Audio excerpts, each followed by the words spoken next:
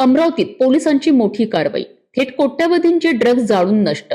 गांजा, चरस आणि एमडी. वर्षानुवर्ष जप्त केलेला मुद्देमाल अखेर संपवला गेलाय. ही कारवाई किती मोठी आहे? अमरावती शहर पोलीस आयुक्तालयाने अंमली पदार्थांविरोधात मोठी आणि ठोस कारवाई केली आहे. एनडीपीएस कायद्याअंतर्गत नोंद असलेल्या 58 गुन्ह्यांमधील मुद्देमाल नष्ट करण्यात आलाय. या कारवाईत 368 किलो गांजा, 1.551 किलो चरस, 1.253 किलो एमडी अशा एकूण 2,03,75,000 रुपयांच्या अंमली पदार्थांचा समावेश होता. हा सर्व मुद्देमाल नागपूर जिल्ह्यातील बुटीबोरी MIDC परिसरातील महाराष्ट्र इन्व्हायरो पॉवर लिमिटेड येथे इन्सिनेटरच्या सहाय्याने जाळून नष्ट करण्यात आलाय. ही कारवाई न्यायालयीन प्रक्रिया पूर्ण झाल्यानंतर ड्रग्ज डिस्पोजल कमिटीच्या आदेशानुसार करण्यात आली आहे.